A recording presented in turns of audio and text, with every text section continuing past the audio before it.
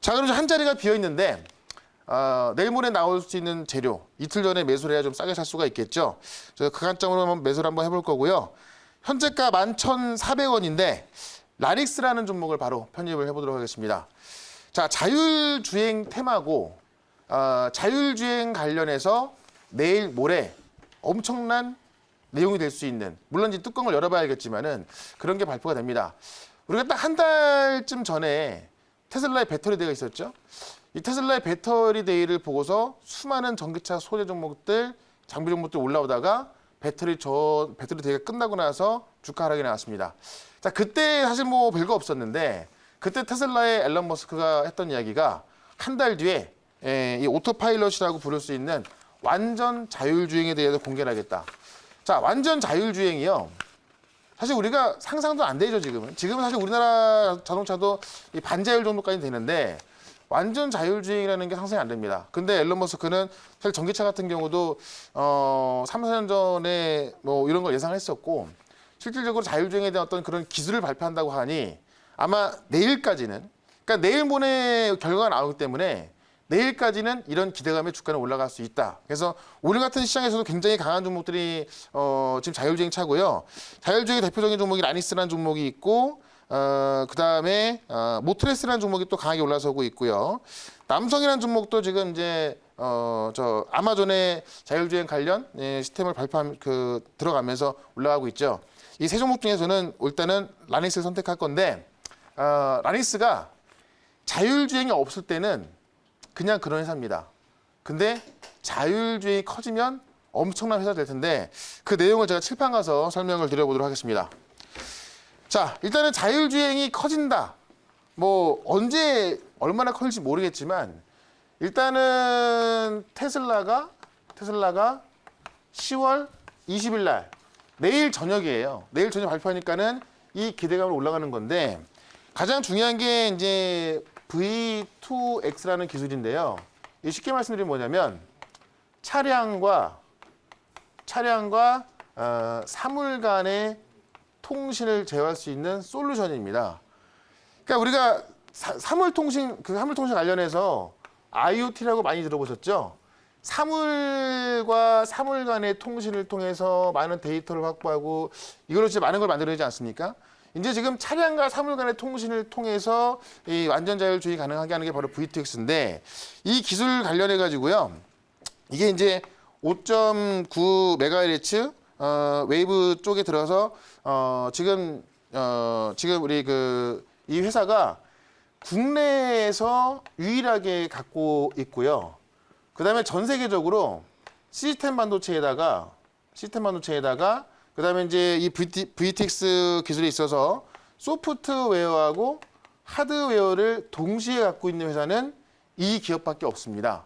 그러니까는 실제로 라니스가 자율주행 시장이 좀 요만할 때는 자율주행 요만할 때는 좀 어떻게 보면 별볼이 없는 회사가 되겠지만 자율주행 회사가 이만해진다면은 이 V2X 기술을 국내에서 유일하게 갖고 있고 시스템 반도체, 소프트웨어, 하드웨어 기술을 갖고 있는 회사는 전 세계에서 유일하기 때문에 가장 부각을 받을 수밖에 없는 겁니다. 그래서 자율주행이 커졌을 때 가장 수혜를 볼 수 있는 회사가 바로 이제 라니스라고 좀 보시면 될 것 같고요.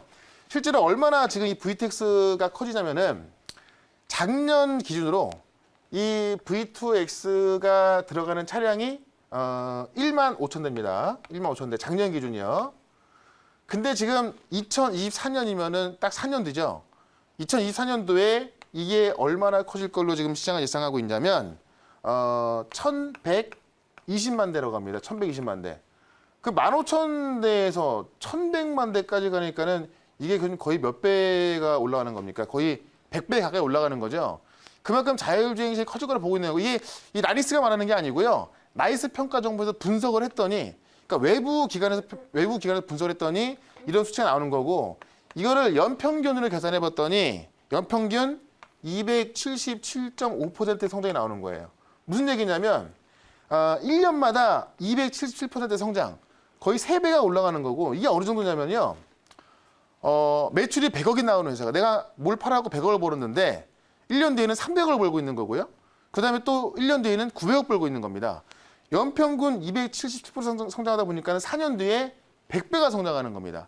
이걸 지금 이 기업에서 말하고 있는 게 아니라 외부 평가기에서 그렇게 보고 있기 때문에 실제로 자율주행이 커졌을 때는 엄청난 수익을 가져갈 수가 있는데 그 시점이 가장 중요하겠죠. 그 시점이 바로 내일 10월 20일 날 앨런 머스크의 자율주행에 대한 어떤 완전 자율주행 기술 이거를 발표했을 때 가장 부각을 받을 수 있을 것 같습니다. 그래서 이 자율주행 같은 경우가 아직까지 우리가 좀 피부로 느끼기에는 과연 되겠어 이러지만은 아마 이 테슬라의 발표를 통해서 아마 더 와닿을 것 같고요. 실제로 수익이 커진다면은 아마 주가는 계속 올라갈 수 있을 것 같다. 이렇게 말씀드리면서 이 라니스에 대해서 궁금한 거 있으면 질문 한번 받아보도록 하겠습니다.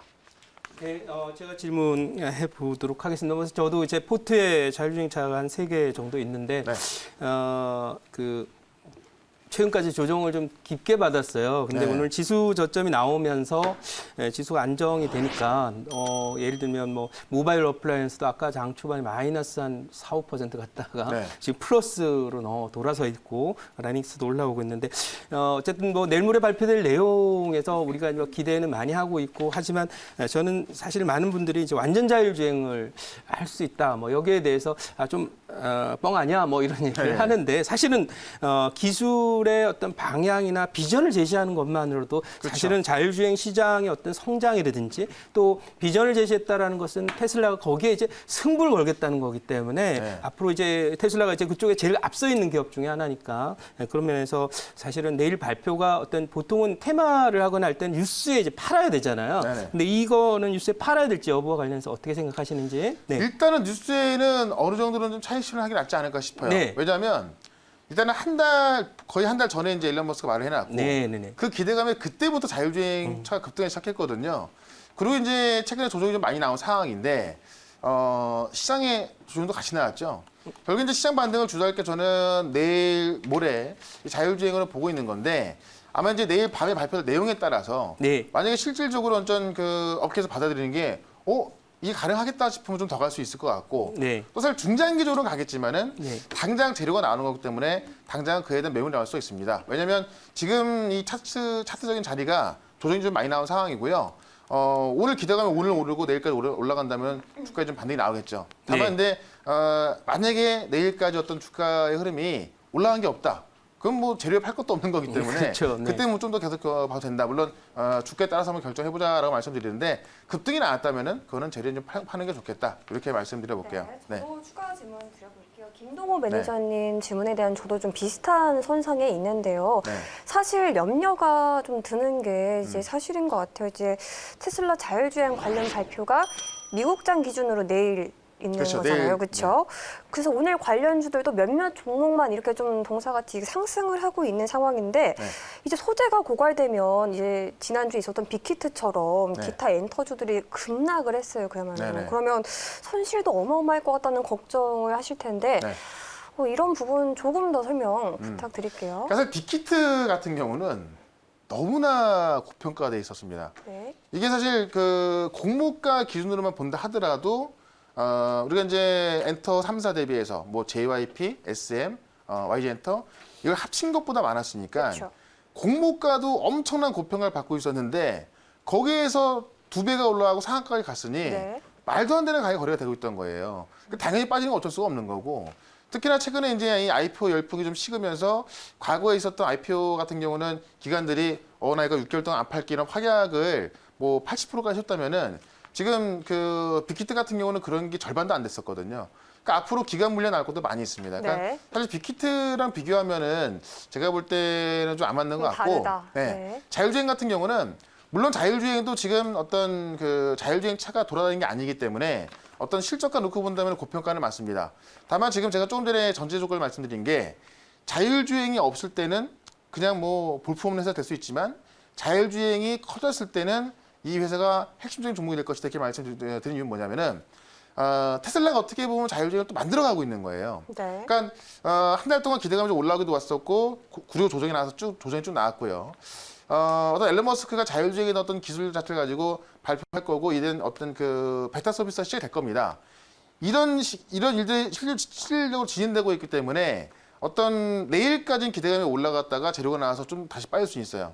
다만 이런 자율주행 같은 경우는 성장성을 봤을 때 고표가 되는 것이 아니라 실제 기술을 갖고 있고 이런 기술들이 쓰여지고 있는 거고 특히나 이제 제가 조금 전에 이 VTX 기술이 갖고 있는 장착된 차량이 15,000대라 말씀드렸는데 나이스 평가 정보에서는 4년 뒤에 이게 거의 100배가 증가할 거로 보여지고 있어요. 네. 그러니까 되든 안 돼도 어쨌든 반자율이 탑재가 되고 있기 때문에 실적은 안 드러날 수가 없을 것 같아요. 그러고 네. 본다면은 그냥 어떤 그 허망에 올라갔던 거하고 실제 성장성에 기대서 올라가는 건 좀 틀리다고 좀 보여집니다. 그래서 재료가 나올 때까지 급등이 나왔다면 차익 실현하겠지만은 그렇지 않다면 좀 중장기적으로 보셔도 괜찮다 이렇게 말씀드리면서 저는 그래서 목표가를 좀 단기적으로 좀 보도록 할게요. 13,500원으로 목표가를 좀 보도록 하고요. 손절가는 9,000원으로 대응을 해보도록 하겠습니다. 네.